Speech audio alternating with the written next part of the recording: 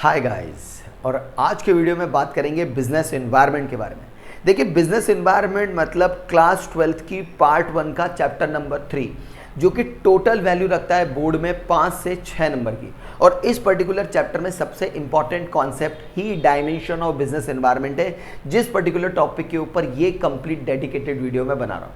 अगर आपने ये वीडियो देखा तो यकीन मान के चलिए डायमेंशन ऑफ बिजनेस एनवायरनमेंट आपको बड़े क्लियरली समझ में आ जाएगा और आपको समझ में आएगा कि किस तरह से एग्जाम में क्वेश्चन आएगा और किस तरह से आपको आइडेंटिफाई करना है। यानी इस वीडियो में हम कीवर्ड्स के बारे में भी बात करेंगे और किस पैटर्न से डायमेंशन को लिखना चाहिए, क्या इंपैक्ट होगा, क्या कंटेंट होगा, ये सब इस एक वीडियो में आपको समझ में आएगा।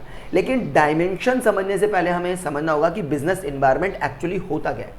देखिए, अगर मैं बात करूं वर्ड एनवायरनमेंट की, तो एनवायरनमेंट का मतलब हुआ एक्सटर्नल सराउंडिंग्स, ऐसी एक्सटर्नल सराउंडिंग जो किसी भी बिजनेस के बाहर है। एक्सटर्नल वर्ड का मतलब तो यही हुआ कि बाहर की सराउंडिंग्स, ऐसी सराउंडिंग्स जो किसी भी बिजनेस को क्या करती हैं, अफेक्ट करती हैं, या तो पॉजिटिवली या फिर नेगेटिवली। यानी कि वो एक्सटर्नल फोर्सेस जो किसी बिजनेस को पॉजिटिवली नेगेटिवली इम्पैक्ट करती हैं, उन्हें हम यहाँ पर बिजनेस एनवायरनमेंट कहना चाहते हैं। अब हमारे क्लास 12th के बिजनेस एनवायरनमेंट में कुछ डायमेंशंस दिए गए। भाई, बिजनेस जो होगा वो एक्सटर्नली कुछ फोर्सेस के साथ घिरा हुआ रहता है। उन फोर्सेस में हमारे सिलेबस में 4, 5, 6 फोर्सेस हैं, जिन फोर्सेस के थ्रू हम समझने की कोशिश करेंगे कि एक बिजनेस किस किस तरह से पॉजिटिवली और किस तरह से नेगेटिवली बनाया जा सकता है, या किस तरह से बिजनेस को आगे बढ़ाया जा सकता है। देखिए, इसी डायमेंशंस के अंदर अगर मैं सबसे पहले डायमेंशन की बात करूं सिलेबस में, तो सबसे पहला डायमेंशन दिया गया है पॉलिटिकल। अब क्या होता है पॉलिटिकल डायमेंशन?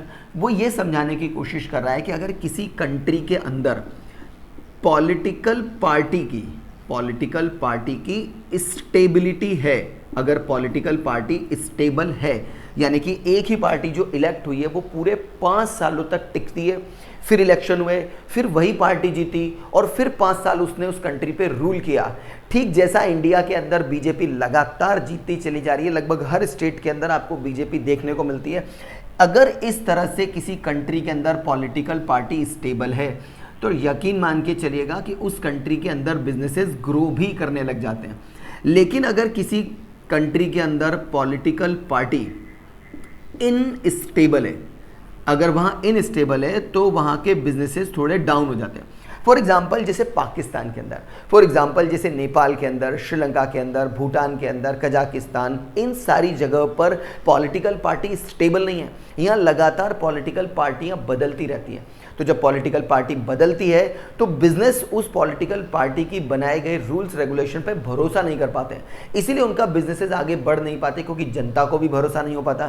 तो अगर क्लास 12th के अंदर आपको पॉलिटिकल एनवायरनमेंट का इम्पैक्ट समझाना है, तो आप कुछ इस तरह से समझा के आ सकते हैं that this is one of the dimension of business environment. Under this, in the country, if political party is stable, then businesses will be growing। फिर आप पैरा चेंज कर सकते हैं और उसके बाद आप बता सकते हैं that अगर political parties are unstable, that means businesses will not be growing। यकीन मान के चलिए स्टूडेंट्स, अगर आपने इतना भी लिख दिया तो आपको पूरे नंबर बोर्ड के अंदर मिल जाएंगे, क्योंकि बुक का कंटेंट सिर्फ इतना ही समझाने की कोशिश करता है कि पॉलिटिकल पार्टी का किसी बिजनेस पे पॉजिटिव और किसी बिजनेस पे नेगेटिव इंपैक्ट होगा। अगर मैं इस एग्जांपल को इंडिया की सिचुएशन से बताऊं, तो मान लीजिए कि कोई ऐसा बिजनेस है जिसे कांग्रेस पार्टी सपोर्ट करती है, लेकिन बीजेपी उसे सपोर्ट नहीं करती। अब बीजेपी इलेक्शन जीत गई, तो आप खुद सोच के बताइए कि उस बिजनेस के लिए ये पॉजिटिव हुआ या नेगेटिव हुआ। ऑब्वियसली उस बिजनेस के लिए नेगेटिव हुआ, तो वो बिजनेस के लिए स्टेबिलिटी अच्छी नहीं है, उसका बिजनेसेस डाउन चले जाएंगे। हमें बस इतना सा कॉन्सेप्ट समझना है। अब बात करते हैं दूसरे डायमेंशन की। दूसरा डायमेंशन कहलाता है इकोनॉमिक डायमेंशन। अब देखिए, इकोनॉमिक डायमेंशन क्या समझाता है कि किसी कंट्री के अंदर अगर इकोनॉमिक पैरामीटर्स अच्छे हैं, अगर इकोनॉमिक पैरामीटर्स आर गुड, तो उस पर्टिकुलर कंट्री के अंदर बिजनेसेस क्या करते हैं, ग्रो करने लग जाते हैं। अब यहाँ पर सबसे इंपॉर्टेंट कॉन्सेप्ट यही आता है कि इकोनॉमिक पैरामीटर होते क्या। देखिए, मैं आपको 4-5 नाम बताता हूँ जो आपको हमेशा याद रहेंगे। इकोनॉमिक पैरामीटर यानी कि हमारा कंट्री, हमारा देश अच्छा काम कर रहा है या नहीं कर रहा है। इस बात को समझेंगे हम इस तरह से कि हमारी कंट्री के अंदर जीडीपी की सिचुएशन कैसी है, हमारे कंट्री के अंदर जो नेशनल इनकम चल रही है वो कैसी है, हमारी कंट्री का स्टॉक मार्केट कैसे काम कर रहा है, हमारी कंट्री का करेंसी किस लेवल पे काम कर रहा है। अगर ये सारे लेवल अच्छे हैं तो यकीन मान के चलिए कि इकोनॉमी पैरामीटर अच्छे हैं, उस कंट्री के अंदर बिजनेसेस ग्रो करेंगे। लेकिन अगर किसी कंट्री के अंदर इकोनॉमी पैरामीटर यानी कि बताए गए example economy parameter are bad, ये अच्छा काम नहीं कर रहे हैं, तो यकीन मान के चलिए उस पर्टिकुलर कंट्री के अंदर बिजनेसेस की सिचुएशन बहुत ज़्यादा कम हो जाएगी। क्योंकि अभी मिडिल ईस्ट में लड़ाई चल रही है, अमेरिकन डॉलर काफ़ी स्ट्रांग है, जिस वजह से इंडियन रुपीस की वैल्यू काफ़ी डाउन हो चुकी है, जिस वजह से इंडिया की रेटिंग भी थोड़ी नीचे आ चुकी है।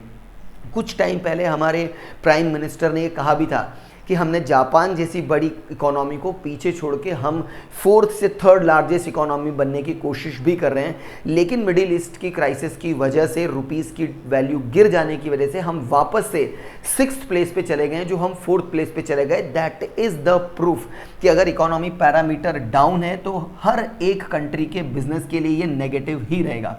आई एक्सपेक्ट कि आपको 2 बातें समझ में आई। दूसरी बात में आपको बस इतना सा समझाना है कि economy parameter is one of the dimension. If economy parameter are good, businesses will be growing. फिर एग्जांपल में आपको मिल ही जाएंगे कि इकोनॉमी पैरामीटर मतलब GDP, national income, stock market, currency. और अगर if economy parameter are bad then business will not be growing, business थोड़े थोड़े डाउन चले जाते हैं। ये हुए हमारे 2 डायमेंशन, इकोनॉमी और पॉलिटिकल। बात करते हैं तीसरे बिजनेस डायमेंशन की, जो कहलाएगा सोशल बिजनेस डायमेंशन।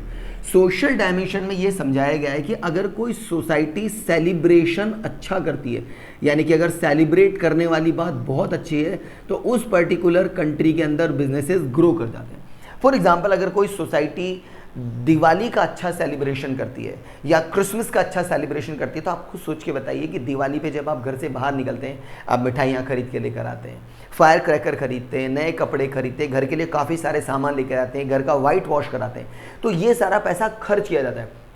आपके पॉकेट से पैसा निकल के जाता है बिजनेस के पास और बिजनेसेस ग्रो करते हैं। लेकिन अगर कोई ऐसी कंट्री है जहाँ पर सेलिब्रेशन बिल्कुल ही वीक है, जहाँ सेलिब्रेट किया ही नहीं जा रहा है, तो वहाँ पर बिजनेसेस हमेशा क्या होंगे, डाउन होंगे। यहाँ पर बात सिर्फ सेलिब्रेशन की नहीं है, सोसाइटी सिर्फ सेलिब्रेशन से नहीं चलती है, सोसाइटी एजुकेशन से भी चलती है। तो इसको ऐसे भी लिखा जा सकता है कि किसी पर्टिकुलर सोसाइटी के अंदर एजुकेशन बहुत अच्छी है तो बिजनेसेस ग्रो करते हैं, मतलब लोग वहाँ एजुकेटेड है। और अगर कहीं एजुकेशन अच्छी नहीं है तो बिजनेसेस वहाँ डाउन भी चले जाते हैं। It's not only about education, it's about how the life style, life expectancy of people of the society.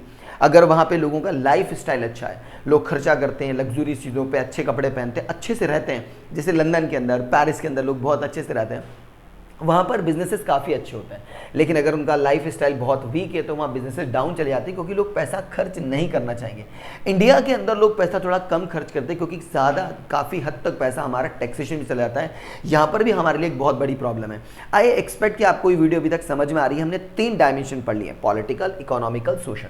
अब बात करते हैं चौथे डायमेंशन की, यानी कि 4th डायमेंशन, जो कहलाता है टेक्नोलॉजिकल डायमेंशन। एक ऐसा डायमेंशन जो ये बता रहा है कि अगर आपके पास टेक्नोलॉजी अच्छी है, ऐसी टेक्नोलॉजी है जो आपके बिजनेस को क्या करती है, सपोर्ट करती है, तो आपका बिजनेसेस क्या होंगे, ग्रो होंगे। लेकिन ऐसी टेक्नोलॉजी है जो डाउन जा रही है, जो आपके बिजनेस के फेवर में नहीं आती है, तो आपका बिजनेस क्या हो जाएगा, डाउन हो जाएगा। यानी कि यहाँ पर हम किसी एआई यानी आर्टिफिशियल इंटेलिजेंस की बात कर सकते हैं।